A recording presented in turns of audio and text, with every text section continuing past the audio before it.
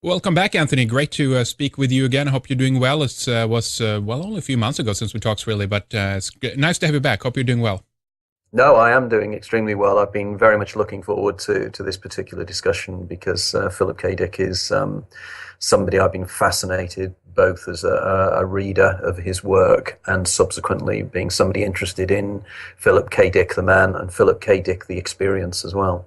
Definitely. A Life of Philip K. Dick, the man who remembered the future. I mean, I think as science fiction's authors go, Philip K. Dick is the preeminent one, if you will. So many of his short stories have been made into magnificent movies and everything else, and we have a lot to discuss today, Anthony. But why don't you tell us about Philip K. Dick, the man, a little bit first here, so we set the stage for those who might not know who we're talking about. Certainly will. Philip K. Dick is probably, as you rightly said, one of the most influential science fiction writers of, well, probably all time, I think, in that his science fiction is different in that he applies philosophy, he applies theology, and very, very deep questions about the nature of consciousness, the nature of reality, the nature of how we know what we know and how we know it, and indeed whether reality itself is a brain-generated illusion. So you will find in most of his work that he is fascinated by these subjects. And on top of that, his work has been hugely influential on so many people.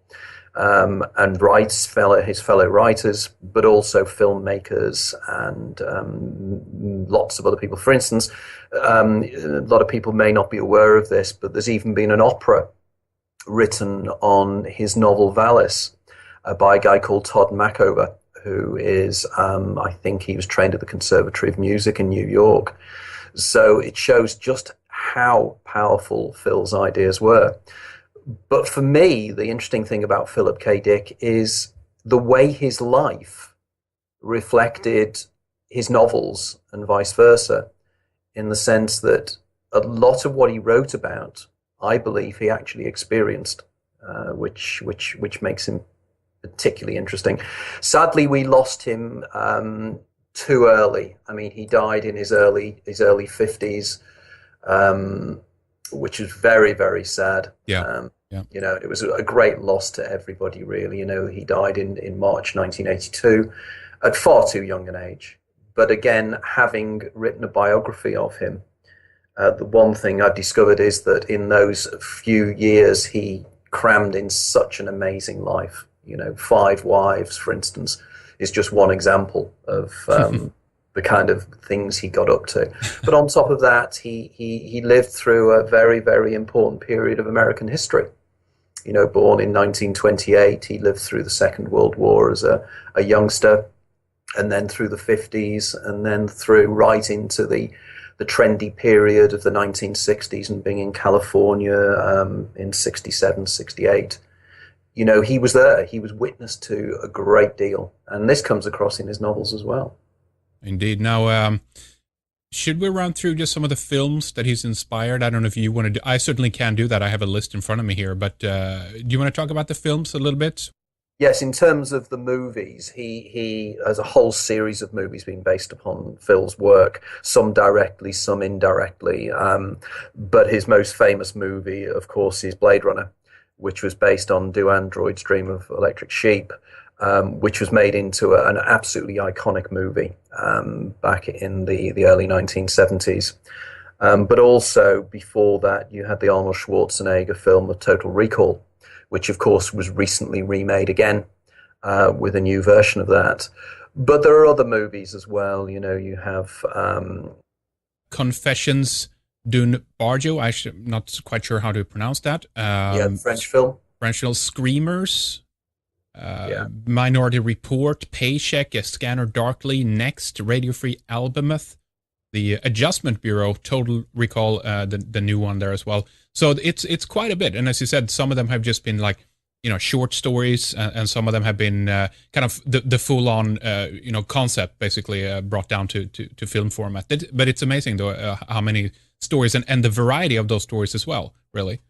Well, one of the things, yeah, that's amazing when for instance, you look at some of the movies that have been made in recent years in his work, something like A Scanner Darkly, the Richard Linklater. Effectively, that is the most amazing movie because it really gets to the heart of exactly what Philip K. Dick was about.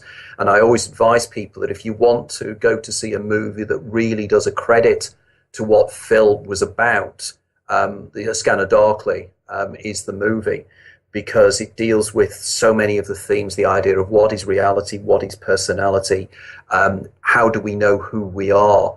I mean, effectively, the central idea of A Scanner Darkly is a breakdown of somebody's personality into multiple personalities, and the idea of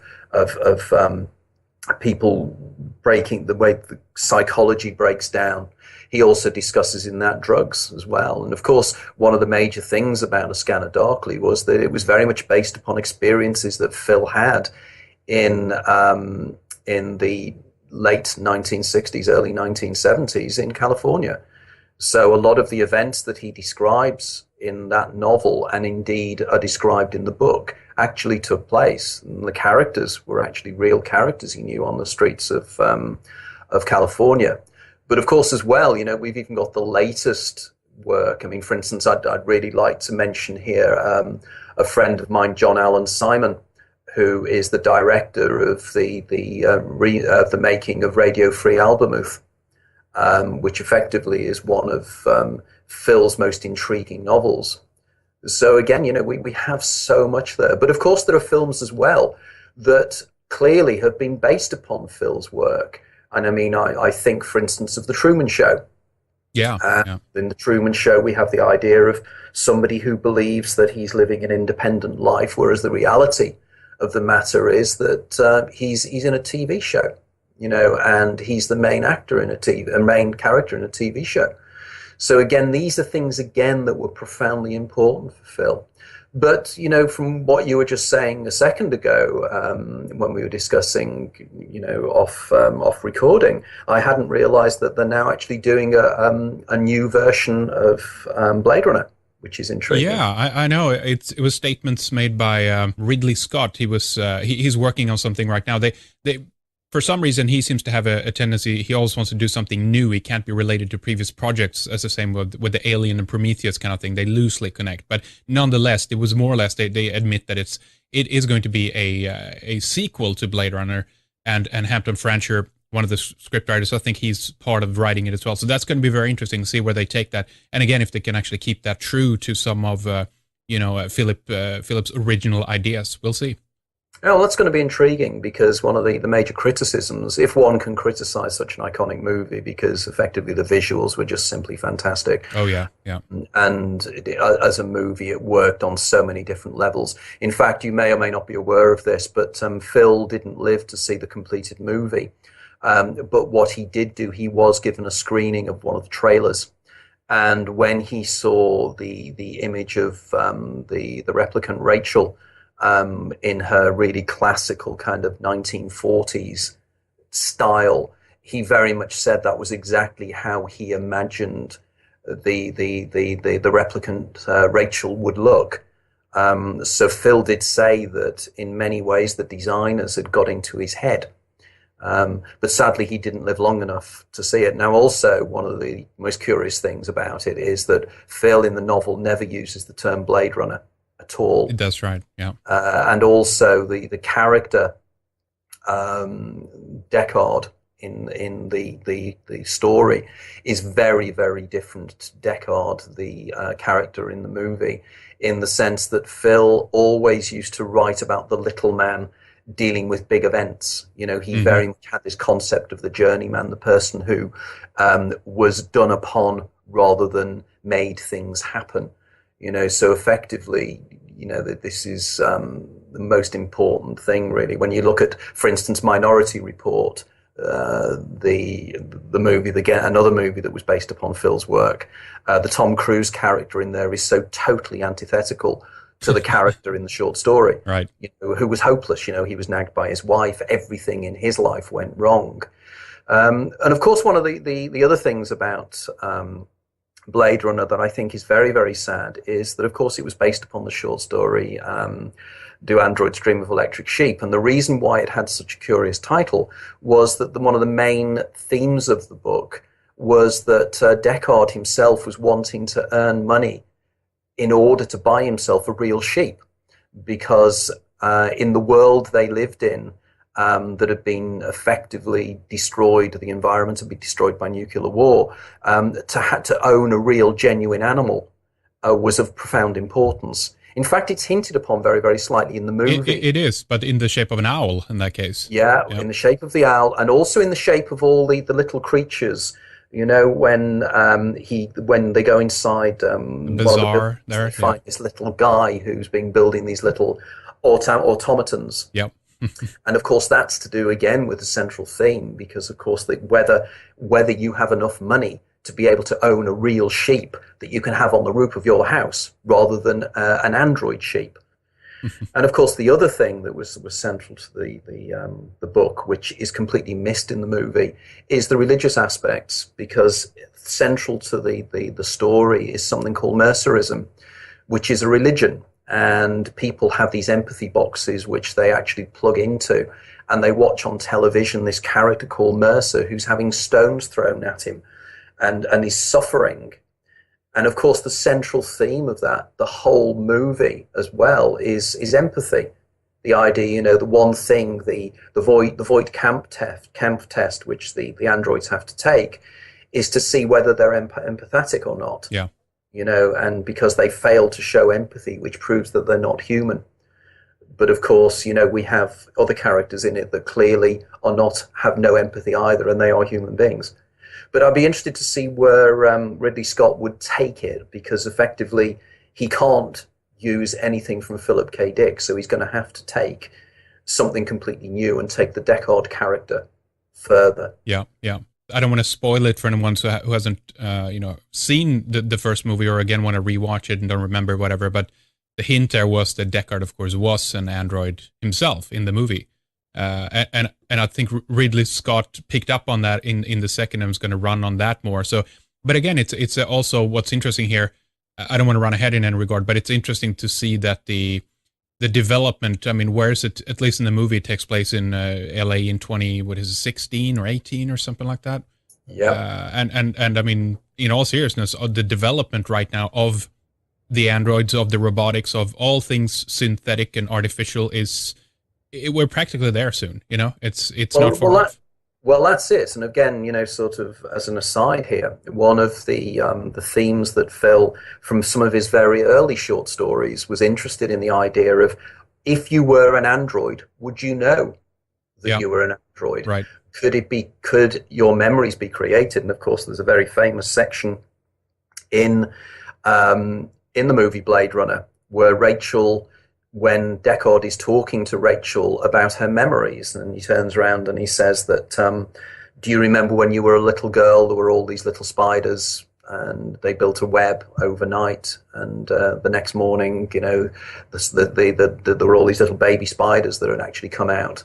Now, he turns around to Rachel and says, they're not your memories, they're implants of your creator's niece. And of course, that's the point about Phil's work, you know, that how would you know that somebody had put all your memories in your mind 10 minutes ago? You would not be able to tell, you know, because the reason we define ourselves as to who we are is from our memories. Now, of course, again, you get a similar theme in Total Recall, because you recall in that the character there, Quaid, actually can't afford to go on holiday to Mars, so he actually buys and has implanted into his mind the memories of the holiday. Yeah. Now, again, in one of Phil's earlier short stories, The Electric Ant, which is actually now been made into a fantastic Marvel comic, by the way, if you ever manage to get hold of it. The Electric Ant, the whole central point of The Electric Ant, is a guy who realizes that he's in fact an android, and he opens up his own chest and finds inside his chest a machine that looks a little bit like a reel-to-reel tape recorder. And he starts to move one of the reels of the tape recorder, and his perception of reality starts to speed up. And he realizes that this machine is what's creating his universe and his perceptions, and it's inside him. And of course, this is one of the central points of Gnosticism, which, of course, again, we can touch upon. Phil was fascinated by Gnosticism. The idea of, again, what is reality? How do Yeah. we know that reality is external to us or whether it's internal? Well, it's very interesting. I want to talk a little bit more about obviously where he gets his stuff from. As you said, there is already a component in theology or ideology here, an interest in Gnosticism, but there is a history of drug use, obviously, but there's more to it than that. That he was tapping into some pretty extraordinary stuff for some reason. Now tell us about this. What you think that is at the backdrop of how he's managed to pull out so many just off the wall stories that at the same time then seem to be in many regards actually where we are heading technologically wise, with the surveillance state, with I mean, there's so many components to it that just is mimicking the path that we're on, unfortunately. But what do you think? What's going on? Well, I think that there are various factors here. I mean, one of the things that Philip K. Dick was very much a man of his time, and the period he grew up, he was always involved on the periphery of left wing politics in the Berkeley area in California.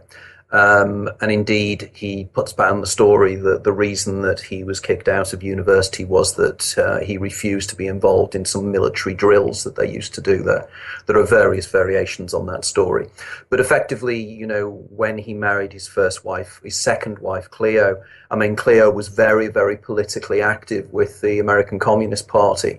So Phil was aware of the fact that they were both Cleo and Phil were actually monitored by the authorities.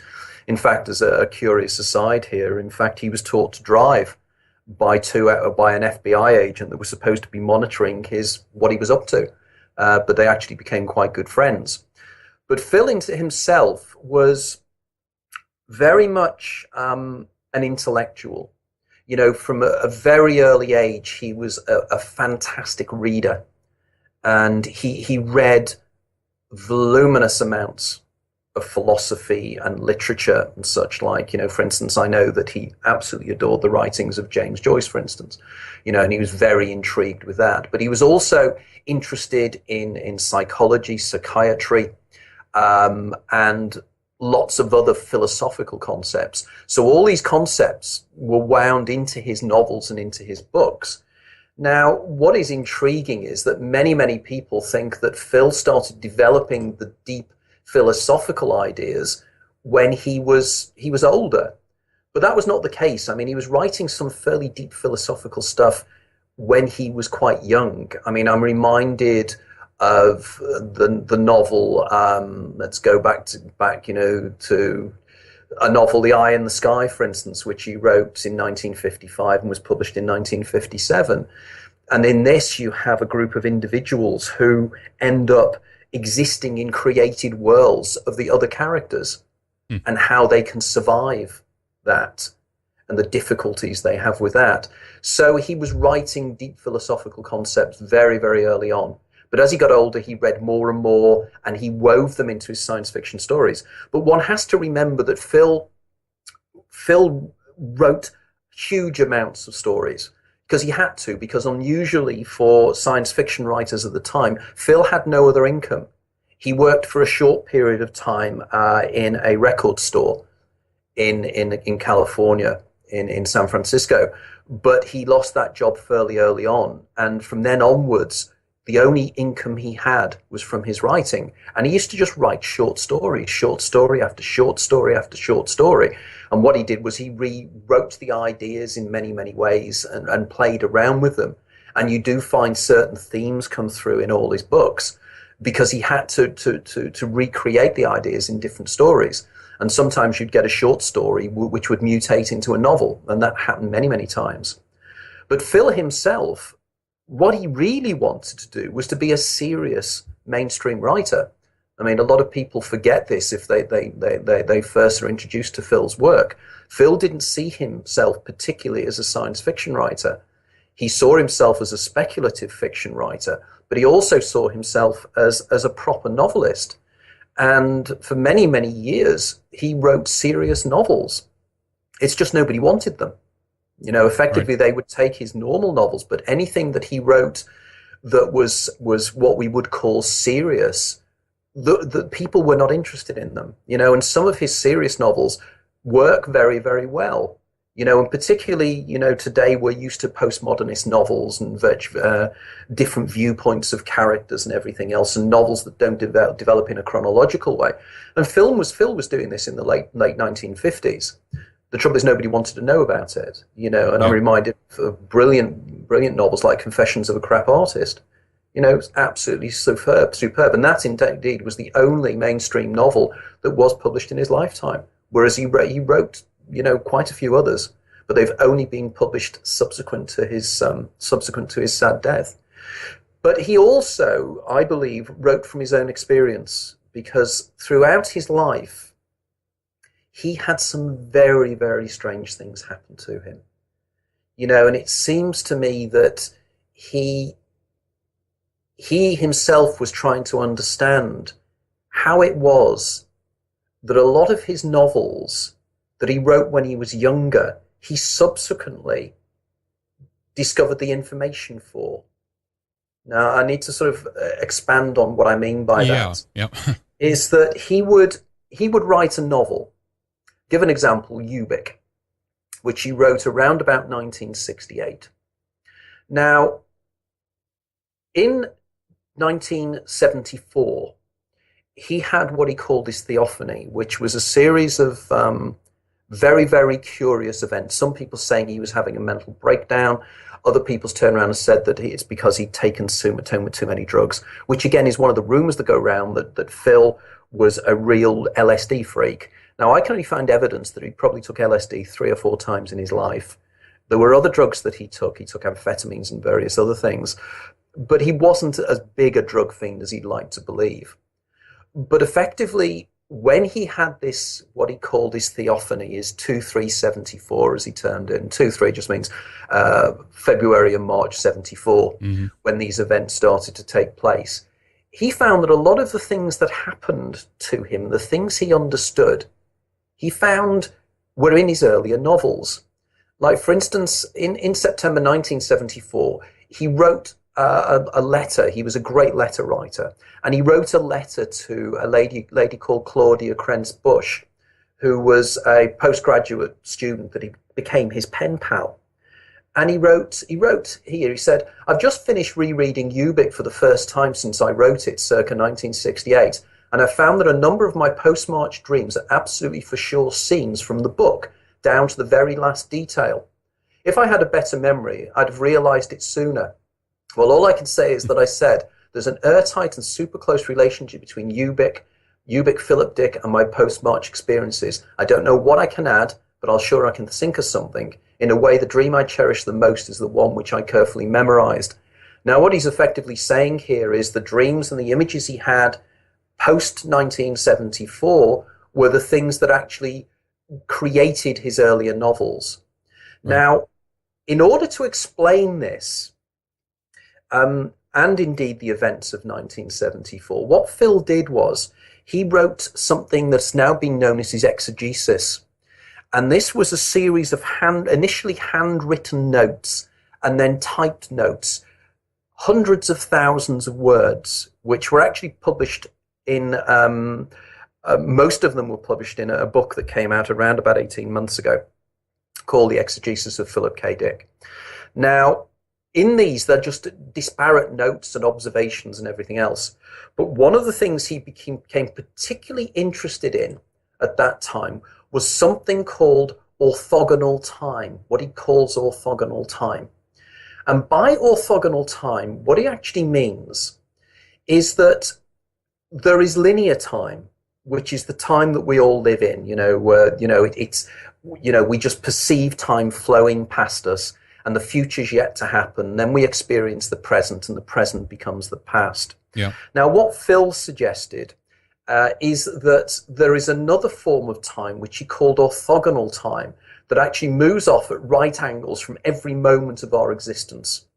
Now, in this, I'm reminded, although Phil never actually mentioned it in any of his writings, in fact, there's a British writer or an Anglo-Irish writer called John William Dunn, who in the late 1920s wrote a book called An Experiment with Time.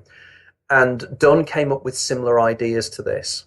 And basically what Phil is saying is that there is another time that exists where it's a permanent present. And if you're located in that time, you can perceive all time as a present moment. And he argues that certain elements of our own personality or our subconscious or something, part of us exists in orthogonal time. And if that is the case, it means that under certain circumstances, we can access future memories. And Phil argues that he was able to access his future memories, and in doing so, subliminally and unconsciously, used his future memories to write his earlier novels. Now, this is an intriguing idea. And he cites evidence of this.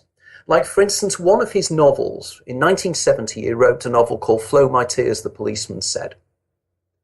And he'd argued that most of that novel appeared to him in dreams that he had at the time while he was writing it or as he was building up to writing it. Mm-hmm. But it was after he'd written the book that he started to find himself living the events that he described in the book. For instance, in the book, he has a character called Kathy, totally fictional character, who is a drug dealer and really dodgy character.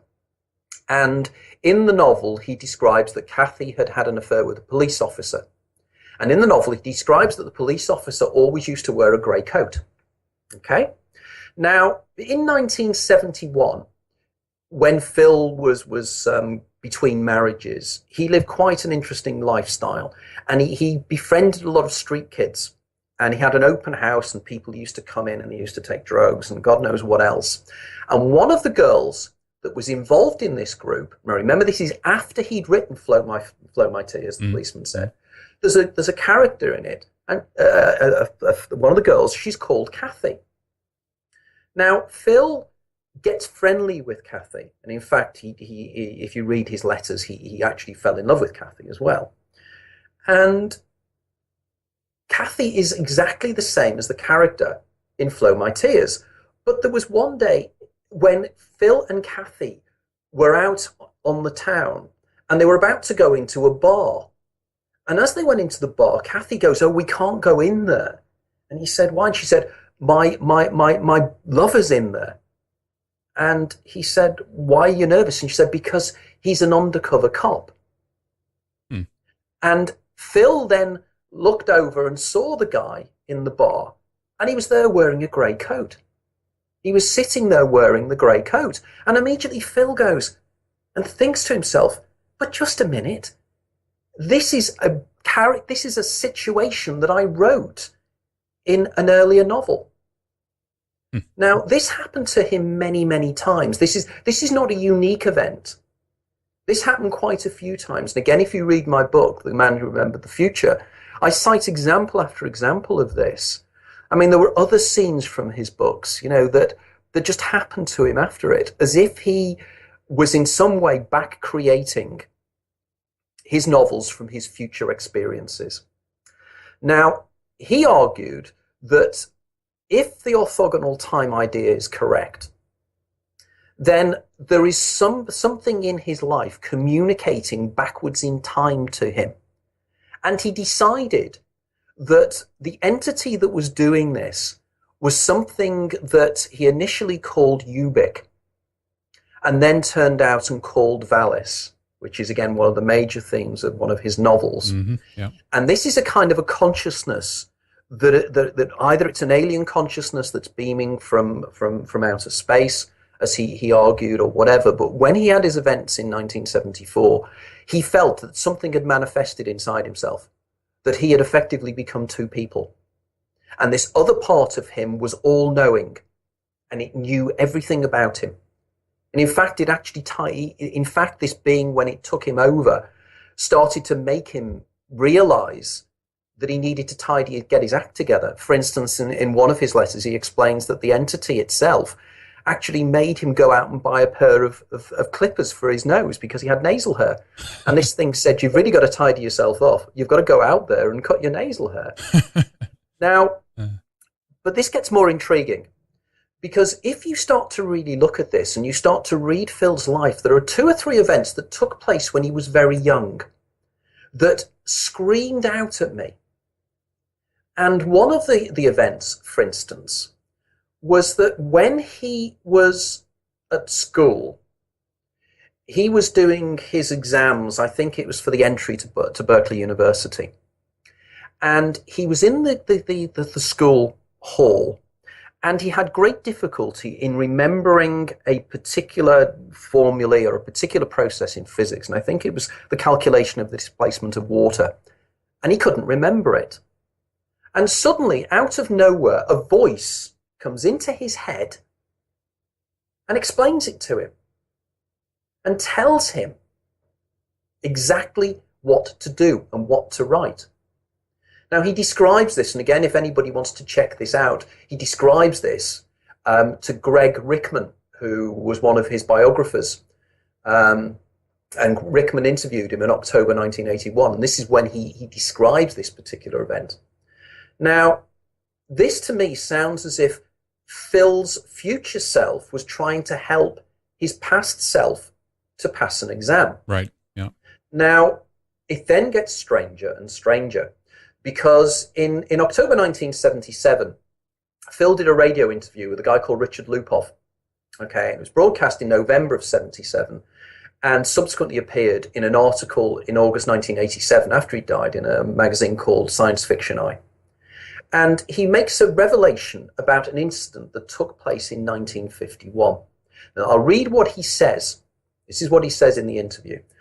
Back at the time I was starting to write science fiction, I was asleep one night and I woke up and there was a figure standing at the edge of the bed looking down at me. I grunted in amazement, and all of a sudden my wife woke up and started screaming because she could see it too. She started screaming, but I recognized it and I started reassuring her, saying that it was me that was there and not to be afraid. Okay. He then says, within the last 2 years, I've dreamed almost every night that I was back in that house back in 1951 or 52, the time that I saw my future self, who had somehow in some way we don't understand, passed backward during one of my dreams, now back to that house, going back there and seeing myself again. So there really are some strange things. So what he's saying is that he had a dream, and in the dream he's standing at the end of his bed looking at his younger self in 1951 or 52. But he then remembered the fact that in 1951 or 52 he woke up and saw himself standing at the end of the bed, an older version of himself.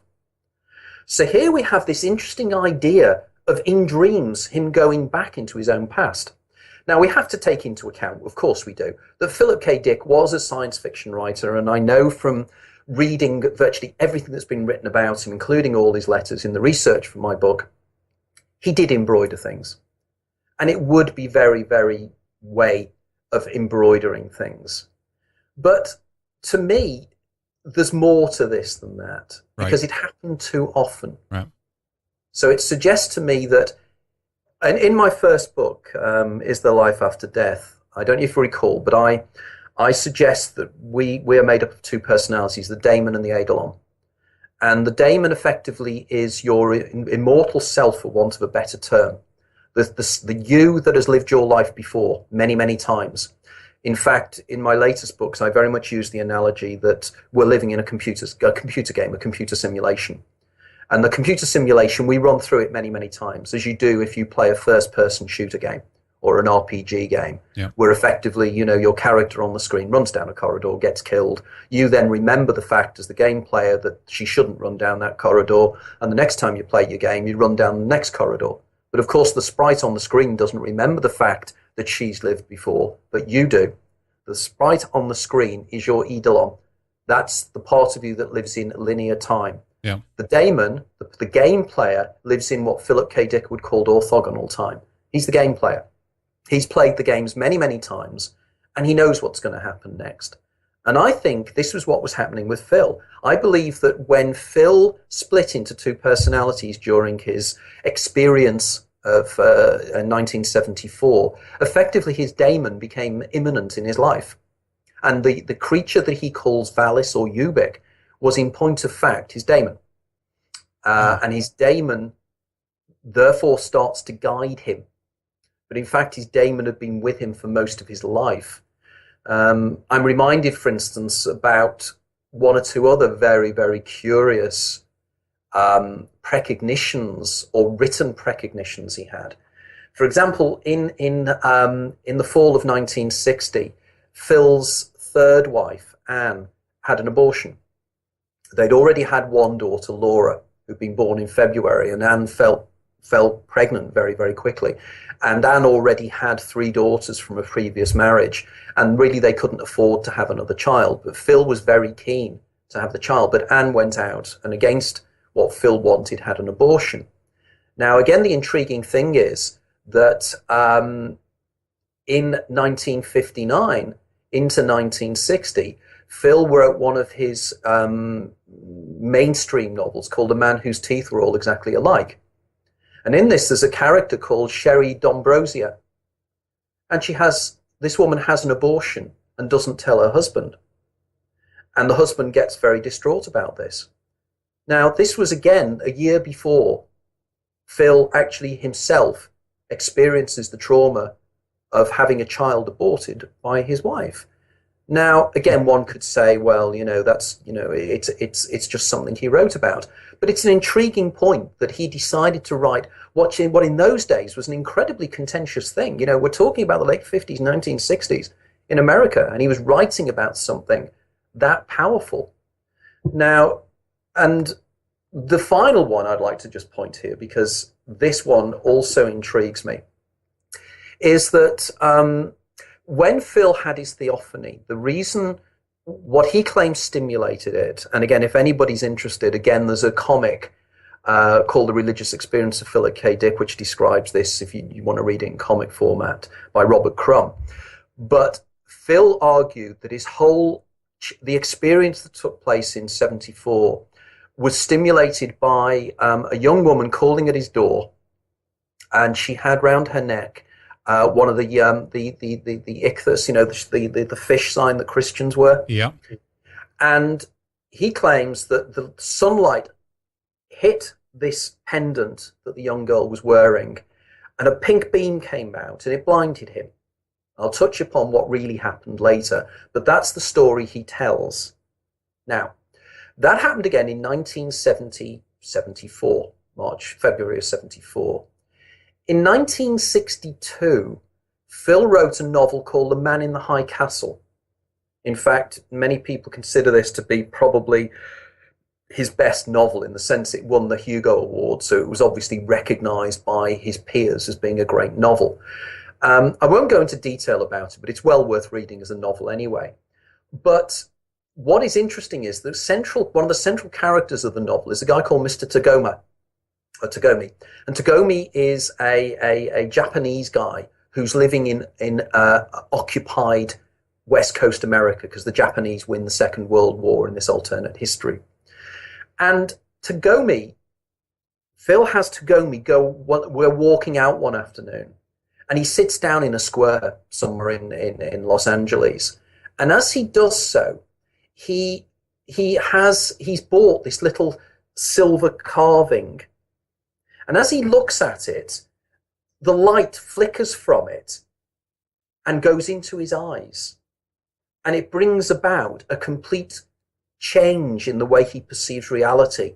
In other words, what happens with Tagomi is the light blinds him, and then he suddenly sees our California in the 1960s, rather than the California he was living in his alternate world. And for a split second, he glimpses the reality behind the reality. Now, this was in 1962. It was 12 years later when Phil had exactly the same thing happen to him. And he was blinded by the pink light. And that, he claimed, changed his whole worldview. Of course, there is an aside story to this, which it's important I do state. During my research in the book, I had a lot of help from many people, but no more so than Tessa Dick, who was Phil's fifth wife, Yep. final wife. Yep. And Tessa was fantastically helpful, and we had lots of long Skype conversations on what happened to Phil, particularly during 2374. And Tessa's version is quite different. Tessa, for instance, says that what happened was Phil went to the door. The girl was at the door. She was delivering some drugs for Phil because he just had surgery for an impacted wisdom tooth. And Phil was staring at her breasts. And when Tessa came to the door with him, he realized that Tessa had grokked the fact that he was looking at her breasts and decided to make up a story because he was a bit of a lech. To be honest, he liked women and women liked him. So, that was typical of Phil. What then happened, Tessa said, was he turned round and it was early evening and sun was shining through the window, the opposite side of their apartment in one of the bedrooms. And on the window of the bedroom, Tessa and Phil had stuck a car sticker, a transparent car sticker, again of the fish sign. And what had happened was, and it was pink, and the sunlight had come through the fish sign and actually come out and had hit Phil in the eye. So it was slightly more prosaic than some kind of beam from outer space that just hit him and opened up his mind. Right. Yeah. It was actually a sunbeam. Now, I take Tessa's word for that because I tend to apply Occam's razor to these things. And usually the most simple solution is normally the correct one. And I'm more likely to believe that what happened was that the light came in that way rather than the way Phil describes it. Mm-hmm. But nevertheless, it doesn't take away from the fact that something very peculiar happened to Phil at that time.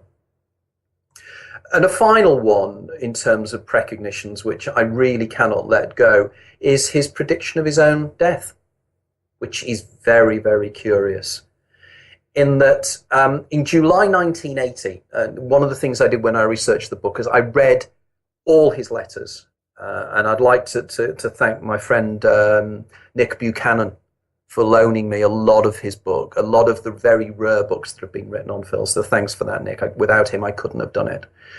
But in one of the letters, in a letter in July 1980, he wrote a letter to Russ Galen, his agent in New York, who actually he never met, which is quite amazing. And he was going on about his precog talents. This is what he called them. He actually called them his precog talents. So by this stage, Phil himself was convinced he was a precog. Right. Which is a term he used in many of his novels. Okay. And he said in the letter, I'm discerned that I could very soon die of a stroke from high blood pressure. At this point, my precog talent, which normally operated on the margins of my conscious mind, is taking full control and is assuming full volitional power of my motor centers. In other words, it's surfaced. Okay? Mm-hmm. So he's now he's sensing that he's likely to die of a stroke. Okay. Interesting. This is 1980. This was in 1980. Less than 2 years later, Phil does die effectively of complexities due to a micro stroke. He'd had a series of what's called transitory ischemic attacks in his brain. And they think that's what actually killed him, which was brought on by high blood pressure. So in some subliminal way, Phil had sensed this. Then in September 1981, he died in March 82, he writes this.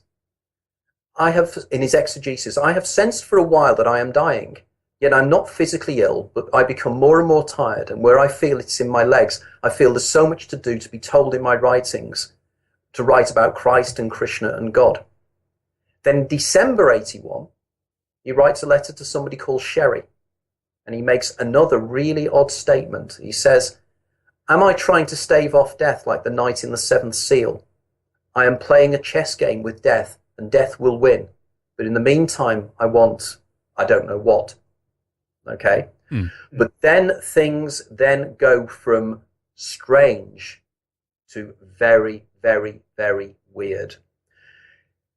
In February 1975, Phil wrote a letter to Gloria Krentz Bush. This is again the lady I've mentioned, his pen pal. And I've got a copy of the letter, Hmm. and it's typed, but underneath in a postscript, Phil has written the following. It's a general letter, but underneath, and he says, "I was up at 5 a.m. on this last night. I did something I never did before. I commanded the entity to show itself to me." The entity, by the way, is what I consider to be his daemon. It's this being that was manifest in his life. So going back to his quote, "The entity which has been guiding me internally since March, a sort of dreamlike period passed. Then, of hypnagogic images of underwater cities. Very nice. And then a stark, single, horrifying scene. Inert but not still, a man lay dead on his face in a living room between a coffee table and the couch." Okay? Mm. I subsequently have contacted Tim Powers, who was one of Phil's closest friends. And Tim was one of the people who found Phil unconscious after his stroke. Okay? This is how Tim Powers describes the scene as they broke Phil's door down. "When I got to Phil's place, the paramedics and Mary Wilson were already there, and the paramedic had lifted him from between the coffee table and the couch and carried him to his bed." Wow. Now, Phil died about a week or so later. People claim he didn't regain consciousness. In fact, he did. Now, that is inexplicable. There is no possibility in my mind other than that is absolute proof, powerful, that Phil saw the circumstances of his own death in an out-of-the-body state as he was hovering over his dying body. Very interesting. Now, how come do you think, Anthony, he had this bleed over, if we can call it that, the communication between the Eidolon and the daemon, or his past and future self? Is this a mistake that happens haphazardly, or could he control this in any regard? I think it could be part of a cocktail of vitamins he was taking at the time. He had become fascinated by the split brain operations of Michael Gazzaniga and Roger Sperry. And he'd read the stories. I don't know if you know, but what happens is that when people have intractable epilepsy starts usually in one part of the brain, the focus point, the focus, and it spreads then across the brain. Now, if you can stop that storm spreading across the brain, you can stop somebody losing consciousness. Okay? And people usually use consciousness when the storm goes from one hemisphere of the brain, crosses something called the corpus callosum, which is a kind of a thick body that holds the two sides of the brain together. It's a bundle of nerves. The electric impulse goes from one hemisphere of the brain to the other and makes somebody lose consciousness. And of course, that's very dangerous if they lose consciousness. Sperry and his associates realized that the one way of actually stopping this happening was that if you cut the corpus callosum, you stop the signal going from one hemisphere to the other. And in the 1950s and 1960s, this thing, I think it's called a commissutomy, I think, they did a series of operations where they cut the corpus callosum of young people or people with intractable epilepsy. When they did so, they were surprised to discover that they effectively created two people. So suddenly there wasn't one person in the brain, there were two. And there were times when they actually managed to communicate with the other entity that inhabited the non-dominant hemisphere of the brain. And now, of course, we know that the way the different sides of the brain work, there's subtle differences in the way they function.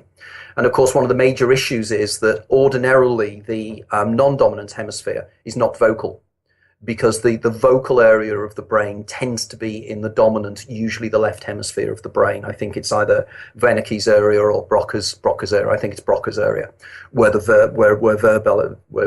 where speech is generated. So therefore, the non-dominant hemisphere usually cannot speak. But there have been cases, unusual cases, where they have been able to speak as well and communicate directly with these two individuals. Now, Phil became fascinated by this, and he had read, and I can't remember the name of the writer now, but there was an article that was written in Scientific American And this guy had said that if you take certain mixtures of prescription drugs, you can facilitate the breaking down of your two sides of your brain.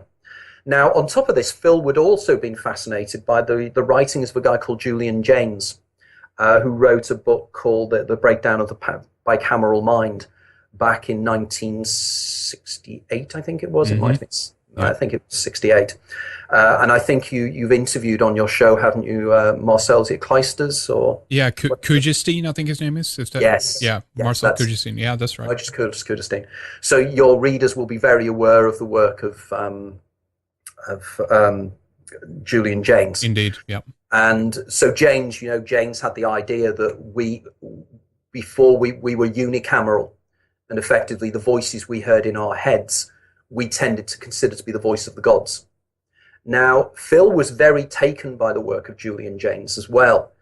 And when he was experimenting with these various ways of splitting his brain into two, he was intrigued that what subsequently happened was that the voice manifested inside his head, which was almost the opposite of what normally you would expect, because of course Jaynes said that it was because the brain became bicameral that we were able to realize that the voice inside our head is not the voice of God, whereas Phil was almost the reverse. He'd almost brought about his bicameralism, and by splitting the brain up into the two sections, he allowed the manifestation of this what I would call the daemon, the higher self. Mm-hmm.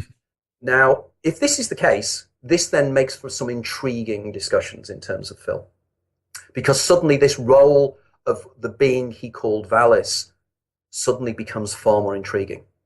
Suddenly, it is not just Phil making it up, but it's Phil experiencing something that a lot of mystics have experienced for centuries. For instance, there has been an argument said that Phil had undiagnosed temporal lobe epilepsy. And in fact, again, if you read up about temporal lobe epilepsy, which is epilepsy focused on the temporal lobes, surprisingly enough, you will discover that temporal lobe epileptics, or as I prefer to say it, people who experience temporal lobe epilepsy, and I know there will be a lot of my readers out there who have contacted me, who listen to this show, who will be able to support me totally on this, is that individuals who have temporal lobe epilepsy manifest their daemon.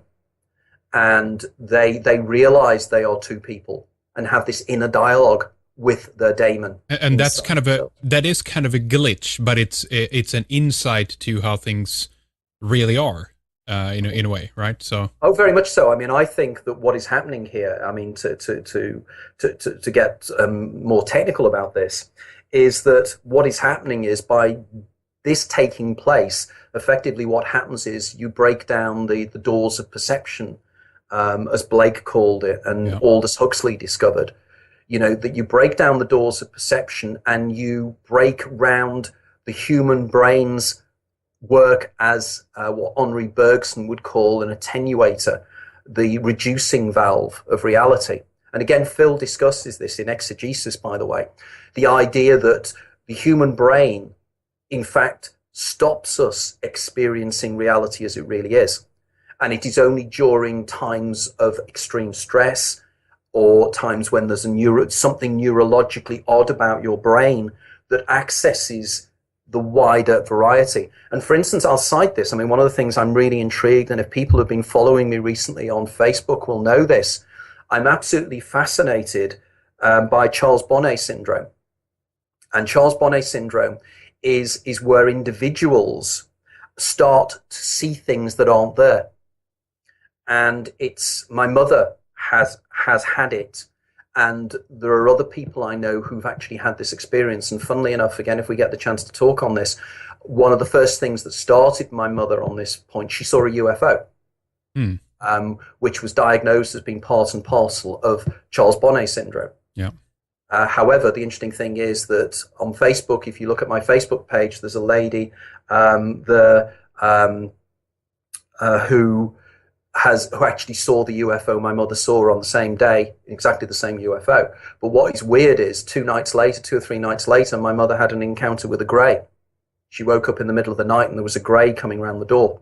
And she phoned me up and she said, I don't know what happened last night, but I woke up in the middle of the night and I looked round and there was this little grey creature with huge black eyes and a slit for a mouth and long, thin fingers.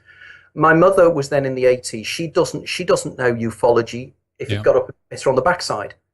She doesn't know about flying saucers, but she described in absolute perfect detail a grey. And I think this is because her Charles Bonnet syndrome was breaking down the doors of perception and allowing her to experience the wider world, the world that people like Patrick Harper and people like Jacques Vallée, Passport to Magonia, people like John Keel, the individuals that say that there is a much wider reality here. And we perceive a very small area of this, a very small area of the electromagnetic spectrum. Now, again, one of the main things of Charles Bonnet syndrome is people see little children. My mother said this. She said she saw you kept seeing little children running past her. Little children, little people, greys, piskies, elves. Is this how should we interpret that? Is that because that is a reality, that the similarities between the descriptions of these experiences is because that is the actuality of the fact, or do we explain it as it's is it the manifestation of our daemon that looks like that, or what do you think? No, I think in terms of this, again, in my last talk with you, I discussed The Infinite Minefield, my last book, and in the second half, I'm going to be discussing a little about the pineal gland again with Phil. Yep. But for the moment, one of the things that is intriguing here is I think that what is taking place is that there are when certain neurological events take place within the brain, and we know, for instance, that my mother now has Alzheimer's. And again, Charles Bonnet syndrome is a precursor for Alzheimer's and dementia, or particularly the form of dementia that my mother has, which is low E cell. The low E cells are actually causing problems with each other. I argue that what is taking place here is that the brain itself is moving away from the everyday perceptions and moving into a perception of the reality that shamans experience.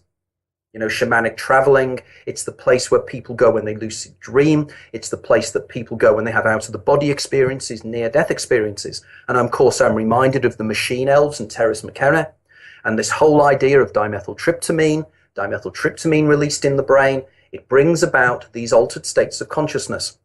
Now, the general description of these things and the way in which materialist reductionist science explains it is simply to turn around and say, it's an hallucination.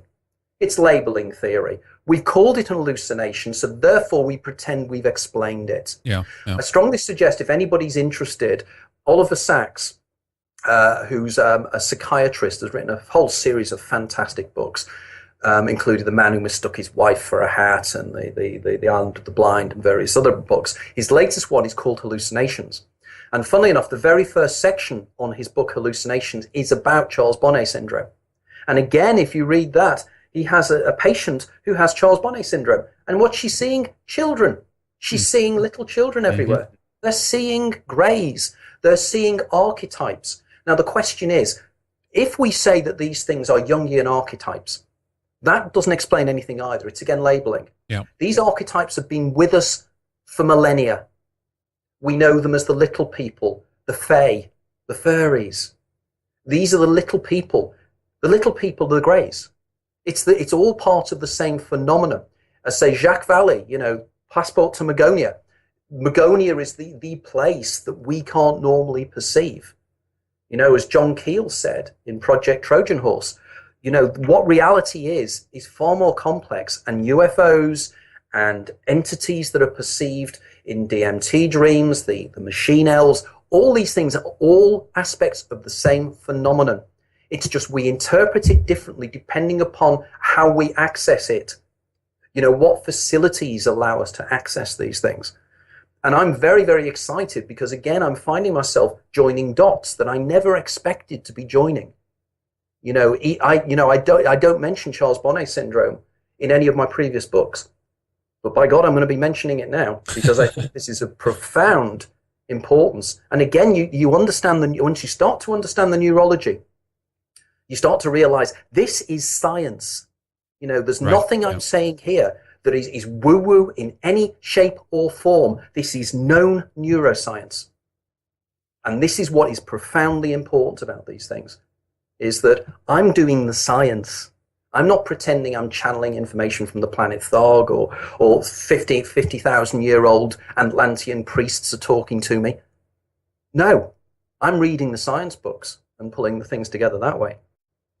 Very, very interesting. We have much more to talk about when it comes to Philip K. Dick and some of the experiences he had, and just get into a little bit more about the VALIS as well, the vast active living intelligence system, as he called it, and really what that is. And it's fascinating that you connected that with the daemon, and how that would also explain some of the aspects that the experience that Phil had seemed to be very much.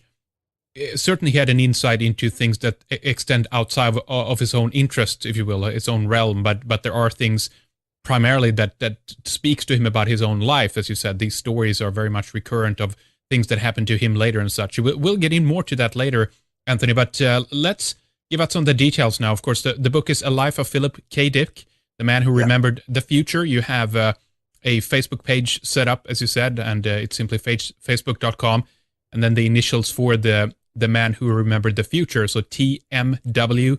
So facebook.com, TMWRTF. We'll have that linked up. But give us your other websites as well, Anthony, because you have a lot of books out there now. This is your 7th, I believe, right? Yeah, it is. And in fact, I've just completed the 8th book, which I've written with Professor Irvin Laszlo, which Irvin and I have worked together on. And you're probably aware of the work of Irvin Laszlo. He's been twice nominated for the Nobel Peace Prize. And that will be out next year, and it's be published in the States first, unusually for my books. But effectively, all my books now have a Facebook site. If you just type in the title of the book, you will actually get onto the Facebook site as well. We're also trying to get started up again the forum, which is www.cheatingtheferryman.com. That's cheatingtheferryman.com, and a friend of mine, Stephen Bowman from Dublin, is now acting as the main man on that for me.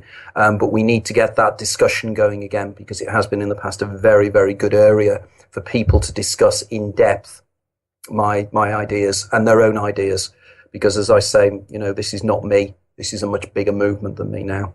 In terms of my website, it's anthonypeake.com. That's Anthony with an H and Peake. And I also have, if you want to have a look on YouTube, there's now an Anthony Peake YouTube channel as well. Yes, in terms of the movies, he has a whole series of movies being based upon Phil's work, some directly, some indirectly. But his most famous movie, of course, is Blade Runner, which was based on Do Androids Dream of Electric Sheep, which was made into an absolutely iconic movie back in the early 1970s. But also before that, you had the Arnold Schwarzenegger film of Total Recall, which of course was recently remade again with a new version of that. But there are other movies as well. You have Confessions d'un Barjo. I'm not quite sure how to pronounce that. French film. French film. Screamers. Minority Report, Paycheck, A Scanner Darkly, Next, Radio Free Albemuth, The Adjustment Bureau, Total Recall, the new one there as well. So it's quite a bit. And as you said, some of them have just been like, short stories, and some of them have been kind of the full-on, concept basically brought down to film format. But it's amazing, though, how many stories and the variety of those stories as well, really. Well, one of the things, that's amazing when you for instance, use him, particularly interesting. Sadly, we lost him too early. I mean, he died in his early 50s, which is very, very sad. It was a great loss to everybody, really. He died in March 1982 at far too young an age. But again, having written a biography of him, the one thing I've discovered is that in those few years, he crammed in such an amazing life. 5 wives, for instance, is just one example of the kind of things he got up to. But on top of that, he lived through a very, very important period of American history. Born in 1928, he lived through the Second World War as a youngster, and then through the 50s, and then through right into the the trendy period of the 1960s and being in California in 67, 68. You know, he was there. He was witness to a great deal. And this comes across in his novels as well. Indeed. Now, should we run through just some of the films that he's inspired? I don't know if you want to do. I certainly can do that. I have a list in front of me here. But do you want to talk about the films a little bit? He applies theology and very, very deep questions about the nature of consciousness, the nature of reality, the nature of how we know what we know and how we know it. And indeed, whether reality itself is a brain-generated illusion. So you will find in most of his work that he is fascinated by these subjects. And on top of that, his work has been hugely influential on so many people, and his fellow writers, but also filmmakers and lots of other people. For instance, a lot of people may not be aware of this, but there's even been an opera written on his novel Valis by a guy called Todd Machover, who is, I think he was trained at the Conservatory of Music in New York. So it shows just how powerful Phil's ideas were. But for me, the interesting thing about Philip K. Dick is the way his life reflected his novels and vice versa, in the sense that a lot of what he wrote about, I believe he actually experienced, which makes you look at some of the movies that have been made in recent years in his work, something like A Scanner Darkly, the Richard Linklater. Effectively, that is the most amazing movie because it really gets to the heart of exactly what Philip K. Dick was about. And I always advise people that if you want to go to see a movie that really does a credit to what Phil was about, the Scanner Darkly is the movie, because it deals with so many of the themes, the idea of what is reality, what is personality, how do we know who we are. I mean, effectively, the central idea of A Scanner Darkly is a breakdown of somebody's personality into multiple personalities, and the idea of people breaking the way the psychology breaks down. He also discusses in that drugs as well. And of course, one of the major things about A Scanner Darkly was that it was very much based upon experiences that Phil had in the late 1960s, early 1970s in California. So a lot of the events that he describes in that novel, and indeed are described in the book, actually took place. And the characters were actually real characters. Welcome back, Anthony. Great to speak with you again. I hope you're doing well. It was only a few months ago since we talked, really, but it's nice to have you back. Hope you're doing well. No, I am doing extremely well. I've been very much looking forward to this particular discussion because Philip K. Dick is somebody I've been fascinated both as a reader of his work and subsequently being somebody interested in Philip K. Dick the man and Philip K. Dick the experience as well.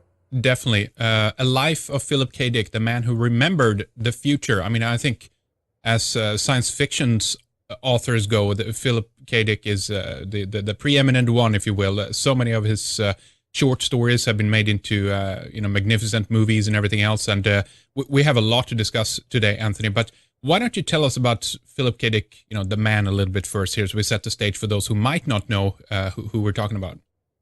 Certainly will.